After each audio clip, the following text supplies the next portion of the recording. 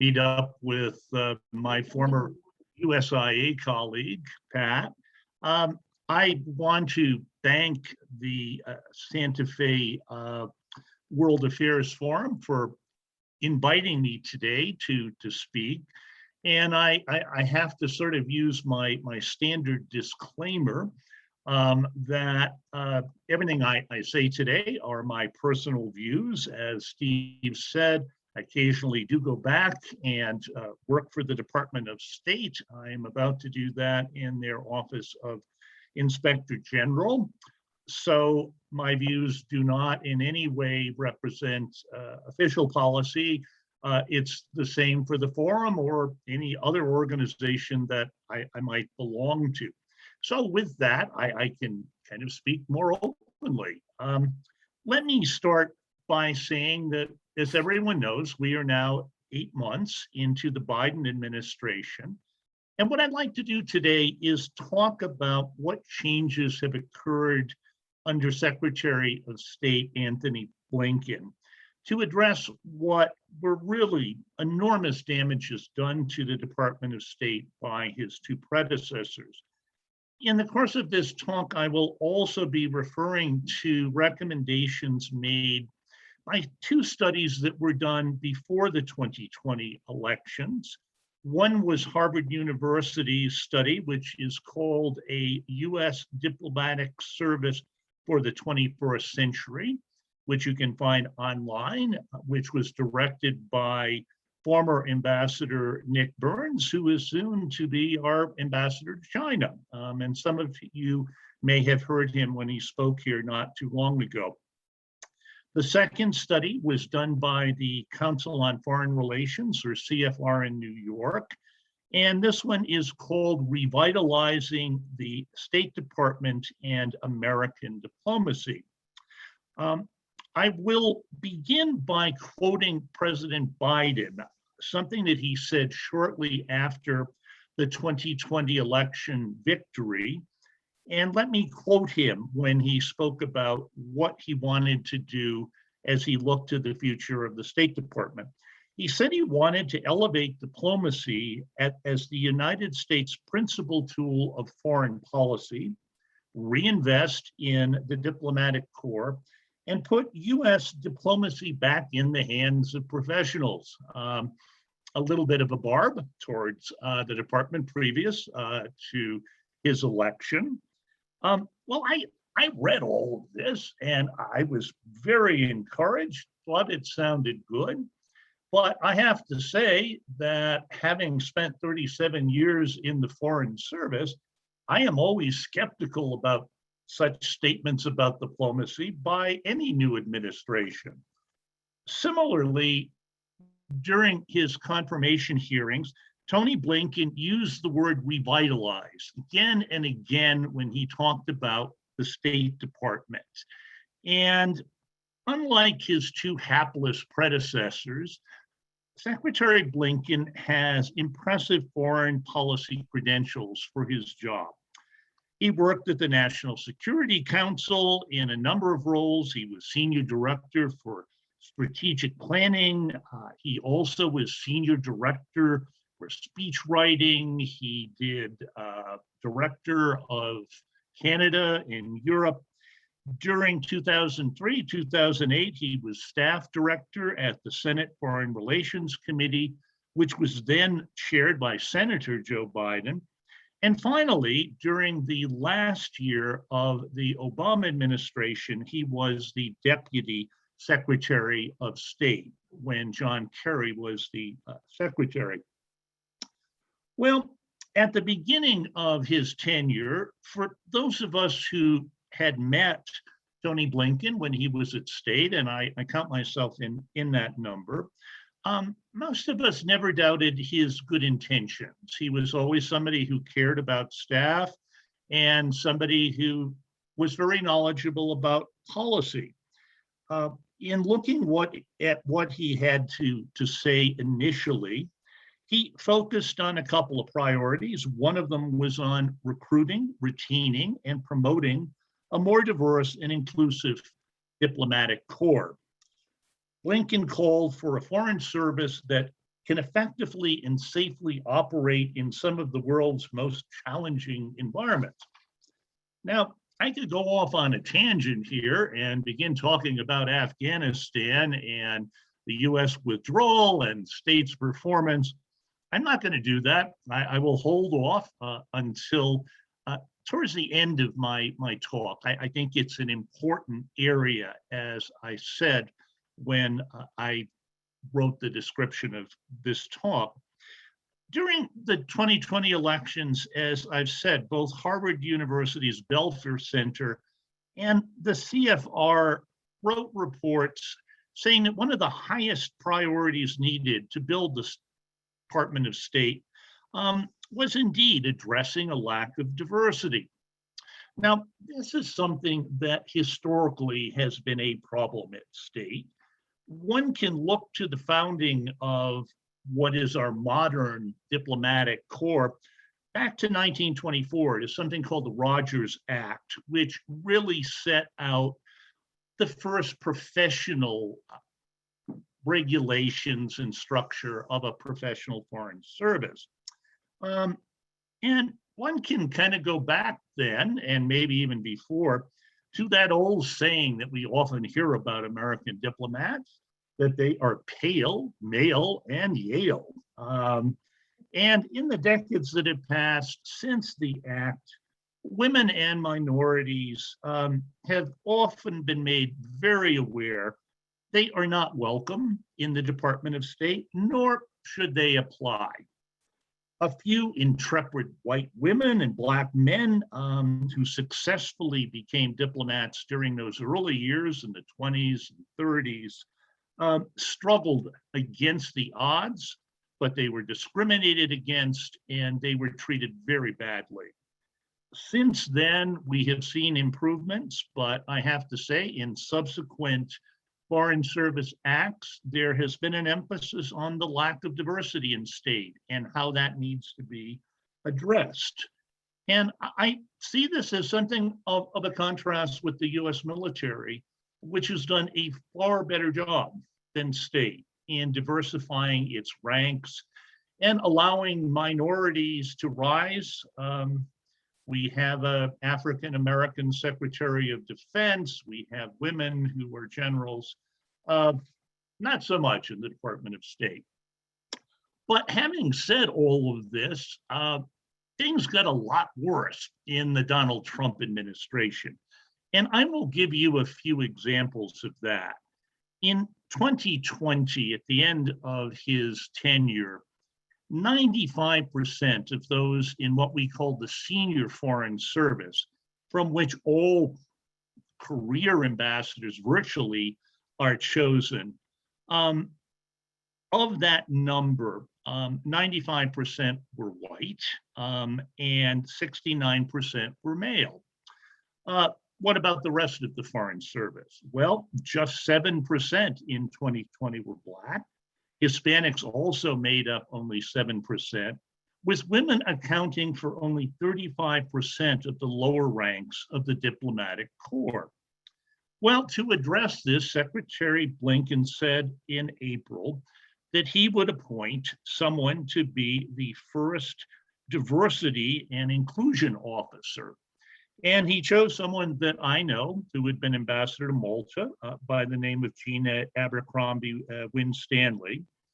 In this position, which she now occupies, she reports directly to him. And her chief responsibility is to work on bringing about greater diversity and gender balance at state. As I said, Gina was in Malta when I was in Equatorial Guinea. We saw each other occasionally at chief of mission conferences. She entered the State Department in 1985 and has had a wide-ranging career. She served overseas in Baghdad, Jakarta, Cairo, Saudi Arabia, and in Washington, among other assignments she had, was as special assistant to the Secretary of State for the Middle East and Africa. As an African-American female officer, Gina's been a mentor and advocate for the rights of a generation and more of new minority and women diplomats. So her appointment is a good thing by Secretary Blinken, but I have to say it remains to be seen whether this is just symbolic. Will she actually have the sort of power and resources and really a voice within the department to bring about significant change? I think it's an open question. A second major issue that Tony Blinken faced when he became secretary in January was inheriting a demoralized staff of approximately 13,000 Foreign Service employees, 11,000 civil servants, and 45,000 local staff across the world in our embassies. Now contrast that for a minute with the Department of Defense. Defense has 1.4 million men and women on active duty, 718,000 civilian personnel, and another 1.1 million who serve in the National Guard and Reserve Forces. And not a great surprise, but the Department of Defense's budget is a whopping 13 times greater than state. Now, just to give you a sense of proportions of all of this, when Robert Gates was Secretary of Defense in both the George W. Bush and Obama administrations, he used to say that there were more members from the services in US military bands than there were diplomats. And sadly, that is still the case. When Trump left office in January of this year, states' foreign and civil services were both significantly smaller than when he had taken office in 2017. And there's a big reason for that. And the reason has a name, and the person's name is Rex Tillerson, who was the first Secretary of State under Trump. And one of the things that he did immediately upon being secretary was said that he had to redesign the department and he had to make it smaller, which was actually quite counterintuitive, given the fact that it's pretty small for starts. What he did over that time was to push for a 4% reduction of Foreign Service officers and a 12% decrease in civil servants. During the Trump administration, some 1,000 people, Foreign Service officers, many of them senior, were forced out of state. And we also lost a large number of very promising mid-level officers who simply just saw no future for themselves, given the way that both Tillerson and Pompeo ran the department, how politicized it was. Both Tillerson and Pompeo supported the Trump administration's draconian proposals each year to Congress to cut the state and USAID budget by 30%. And we're very fortunate because the State Department and USAID have always had strong advocates within Congress, and neither of the proposals by those two secretaries were approved or by the administration. We actually got a slight plus up during the Trump administration, but to no credit of our secretaries of state. So Secretary Blinken rather, came into office in the Biden administration, and he called for a major increase in the department's and USAID's budgets. And part of this was adding to the number of Foreign Service officers. Now, this is something that both the Harvard and the CFR studies strongly recommended. And in March, the House and the Senate had a bill that will increase foreign affairs spending by $12 billion. This new bill is called the Investing in 21st Century Diplomacy. It was introduced by Senate Democrats Chris Murphy from Delaware, Democrat, Chris Van Hollen, Democrat from Maryland, as well as two Democratic House representatives, David Cicilline, who is one of the representatives of my former home state of Rhode Island, and Amy Barra, Democrat from California. If passed, this bill will increase current spending for state and aid by 20%. This would really go a long way to bringing on board 1,200 new Foreign Service officers, and it would give state and US aid billions of dollars for their international programs. Still a tiny percent of the overall US budget for foreign aid, which usually is about 1% or less, depending. So this is exactly what a lot of people see as being needed to reverse what happened under the Trump administration. And that just sounds great. But once again, putting on my veteran Foreign Service hat, I have to say that I have reservations. Right now, we are in one of the most hyper-partisan periods in the history of our US Congress. We are perhaps only a day and a half away from another US government shutdown. And I have to say that all bets are off on whether these proposals will survive. They will suffer cuts. We hope not 1,000 cuts. But again, we have to see in the legislative process how generous the congressmen who generally do support us will be faced with those major increases. So as I look at the Department of State right now under Secretary Blinken, as I've just said, I see a number of positive things. He is immensely improved over the previous two secretaries of state, as is the Biden administration when it comes to foreign policy. There are issues in Congress with the slow pace of confirmations. Many of those confirmations are being delayed by Senator Ted Cruz, who is putting a hold on confirmations and making everyone go through a very complex process. But that, even though the administration got off to a slow start in confirmations, they are working through. And I have to say today, I was very happy to see that Molly McPhee, former US ambassador to South Sudan, has just been confirmed as being the Assistant Secretary for Africa. I know her by reputation, and it's a very good thing. So there are dark sides, though, to all of this. Not everything is rosy.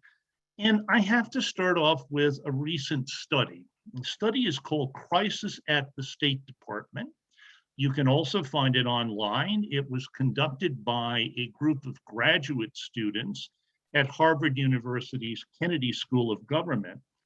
And it has some deeply concerning conclusions from current diplomats who are now have had 8 months of experience under Tony Blinken and in the department, and they were surveyed.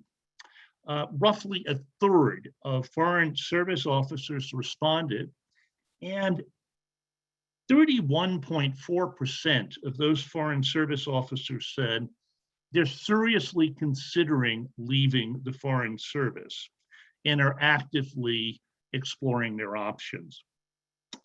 Of those officers, 31.2 plan to leave next year, and 56.5 say they are considering leaving in the next 5 years. This is very disturbing because given the attrition that the department has suffered, one would have hoped that in a new administration with a new secretary, this trend of people leaving or feeling they had no future in the department would have changed. But the study says something different.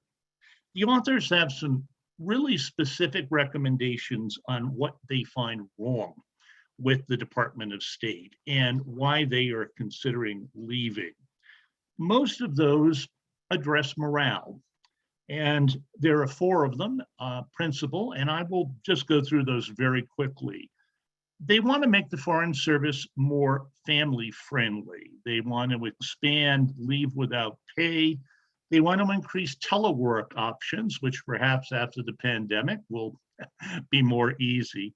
But they also want to provide more support to officers with spouses and to officers who are in tandem couples, which means that both of them are foreign service officers.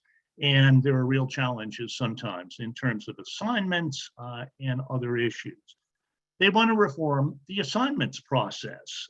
They want to implement a system that will be streamlined, that will standardize assignments, and that will be transparent and fair in terms of how people get jobs. They want to accelerate the pace of promotions, which are glacially slow in the Department of State. And they also want to implement a fair and transparent employee evaluation review process.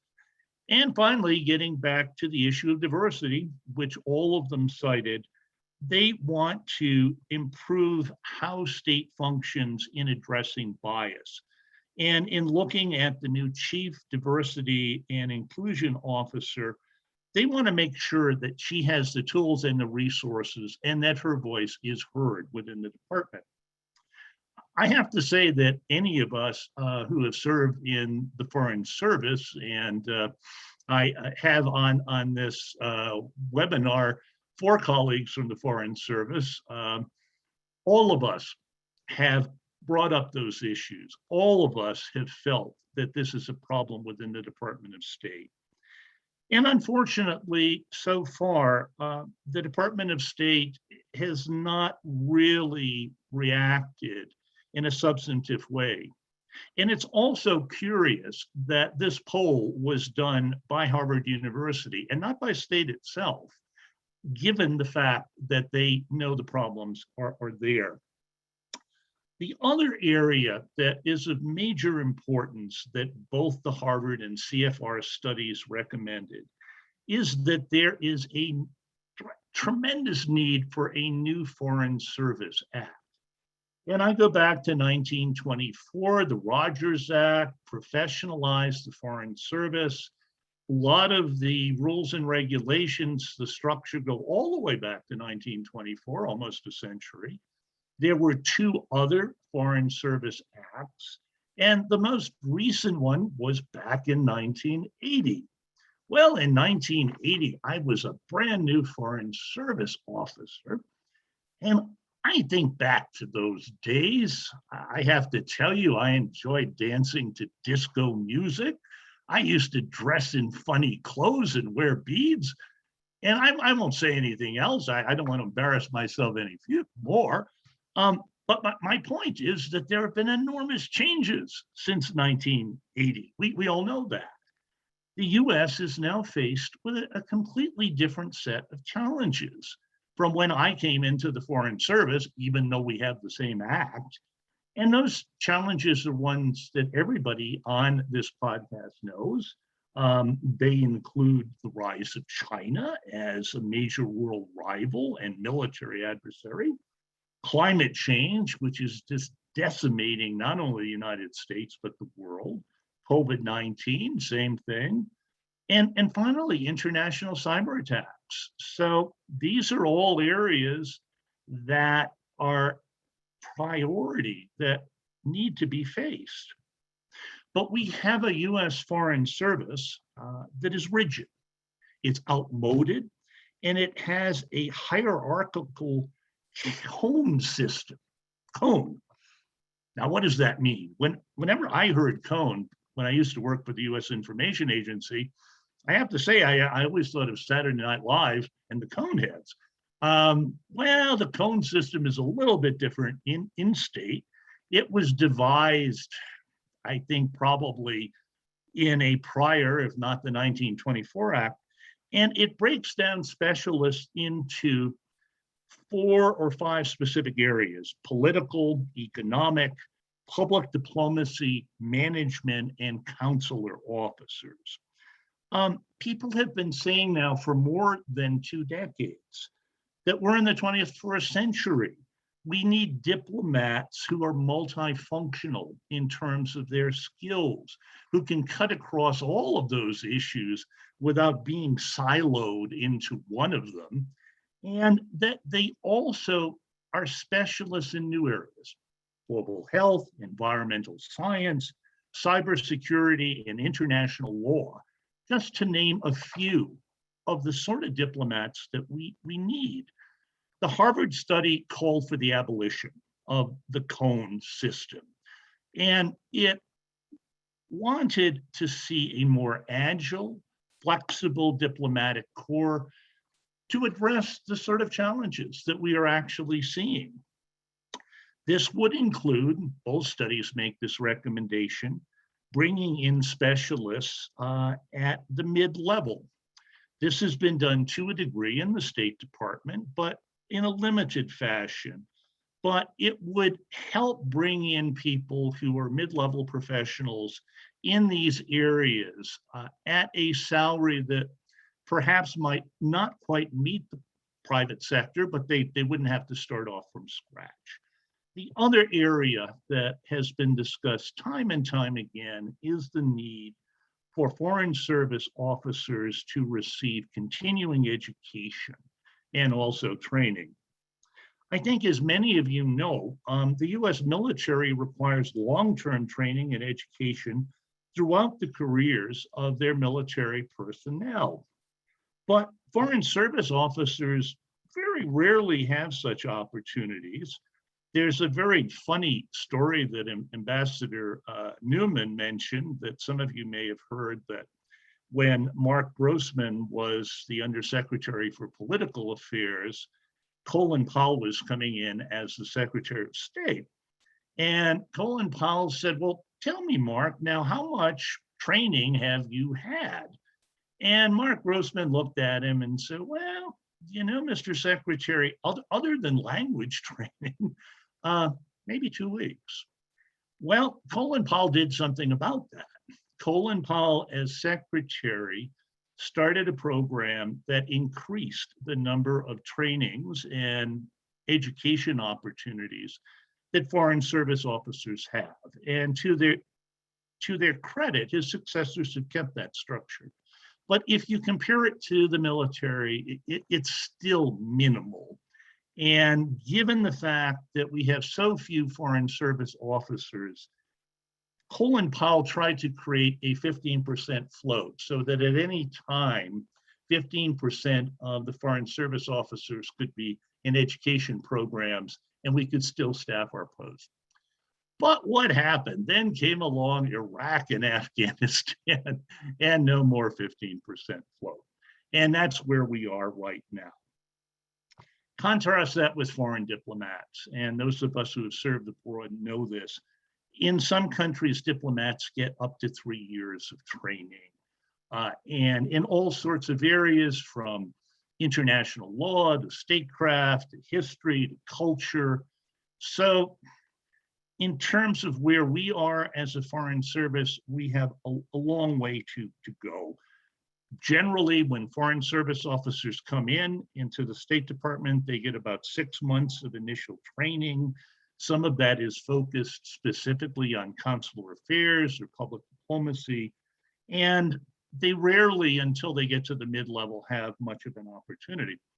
And I think one of the favorite things I have is about US ambassadors. US ambassadors, both career and political appointees, are given wonderful training. They give us a 2-week course, which is facetiously known among us diplomats as the charm school. I tell you, nobody could learn how to be an ambassador in 2 weeks, even those of us who spent 30 years in the service. There are all sorts of other reforms at the Department of State that I could talk about, but I think I should start bringing this to a conclusion. Last week at the opening of the UN General Assembly, President Biden talked about Afghanistan, Iraq, moving forward, and he said that there would be a new era for what he called relentless US diplomacy. But to date, we have seen just the opposite. from the administration and the State Department. And here I will go into Afghanistan with the caveat that unlike Ambassadors Ryan Crocker and Newman and others you may have heard, I have no special expertise. I never served in Afghanistan, but I thought a lot about the place. In deciding to pull out of Afghanistan with the deadline of August 31st, President Biden virtually ignored calls from all of our NATO allies, people who had been with us for 20 years, who had lost people in battle, and essentially said, no, I'm keeping the deadline. Certainly nobody could have predicted how rapidly the Afghan government's armed forces collapsed before the deadline. But in hindsight, which is always 2020, extending our presence by a few weeks, as our allies pleaded us that we do, would certainly seem to have been the better course. Similarly, you're all aware of the recent controversy between the US and France. The US made an agreement with Great Britain to sell nuclear submarines to Australia. And the communications on that, at least from what one reads in the newspaper, and I have no insights, were lacking. There was little diplomacy in working this through with the French or with our European allies. France claimed that it really had no diplomatic warning, that barely on the day that the US, UK, Australia deal was announced, they just heard about it. And for France, this nullified a $66 billion deal for them to sell diesel submarines to Australia, but it also has impact on the upcoming French presidential elections. So here you have two examples of the Biden administration conducting US foreign policy and communicating with allies in a way that is anything but relentless diplomacy. In fact, critics have said that it is reminiscent of Trump's transactional American first diplomacy, although I don't feel that strongly. And here, let me say a little bit about the role of the Department of State in the withdrawal from Afghanistan. There have been a lot of charges that the Foreign Service officers at our US Embassy in Kabul were caught flat-footed about the rapidly changing situation on the ground, and they didn't do enough to get out Americans and Afghan special immigration visa holders. I would differ with that to a degree. We learned not too long ago through the press that there had been an internal State Department dissent channel cable. Now, what does that mean in diplo speak? What it means is that normally for a cable to go to Washington, it has to be approved either by the Deputy Chief of Mission or the ambassador. It's always signed by the ambassador. So effectively, the front office has a veto power over what goes forward. But as part of the reforms, I think to go back to 1980, something was established called the dissent channel. And this allows diplomats to send forward a cable directly to the Secretary of State, bringing up issues on which they disagree in terms of policy, mostly policy, sometimes administration. It does not have to be approved by the Deputy Chief of Mission or the ambassador. And such a cable was sent in July to Secretary Blinken. And in that, I think about 10 diplomats who signed warned of a potential collapse of the Kabul government and the military soon after the August 31st troop withdrawal. They said in the cable that they were seeing rapid territorial gains by the Taliban and that the security forces were pulling back. And their recommendations, and again, the cable has not been made public, but it's been reported on, were that there had to be ways to mitigate and speed up on evacuations. Now, how Secretary Blinken responded to that we don't know. But we do know that the people who were in Kabul felt strongly enough to send a dissent channel cable, which I have to say, as someone who signed 2 dissent channel cables, never does your career much good, particularly when you put your name there. But I admire them for doing it. And I also admire them for how they conducted themselves in those last days before August 31st. They cleared a massive backlog of what are called special immigration visas. The people who would work for us, supported us, both in the embassy and the military. And those had accumulated from the previous administration. There had been a slowdown in what are called SIVs due to the anti-immigration policies of the Trump administration. I mean, that's just a fact. US diplomats in Kabul began processing SIVs at a rate of 800 per week this past summer.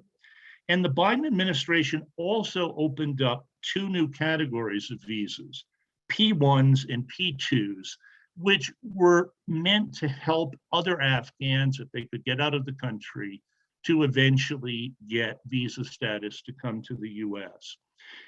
Jennifer Rubin, who was one of my favorite columnists, had a Washington Post piece about a week or 10 days ago, and she noted that such actions, this speed up by those diplomats, had there been a reasonable evacuation, would have really been sufficient had we not seen the government and the military totally collapse.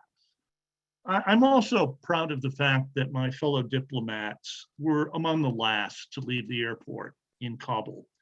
And they were the ones who worked sometimes incredible hours to evacuate 120,000 people, American citizens, SIV holders.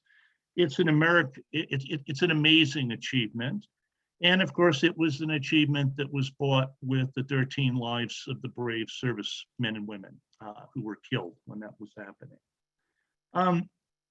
It's no question for me that those diplomats were putting their lives at risk. And it was a chaotic time. And I've been very pleased that both Secretary Blinken and President Biden have acknowledged the sacrifice and the danger that those diplomats faced. So where does this leave us as we look to the future? Will Secretary Antony Blinken succeed in building the State Department? First of all, he has decades-long ties to President Biden. They worked together on the Hill, they worked together in the National Security Council. And generally, when one views that sort of thing, it's a plus. But there are also downsides. Recent secretaries of state, including Colin Powell, Hillary Clinton, John Kerry, already had great prestige and service in government before they became secretaries of state. And this gave them a considerable amount of autonomy from the presidents they served. Obviously, they still had to observe the policies, but they had enough stature to be able to stand up and disagree. And in that sense, I think one could argue that Blinken's closeness to President Biden could prove to be a disadvantage, which might seem counterintuitive.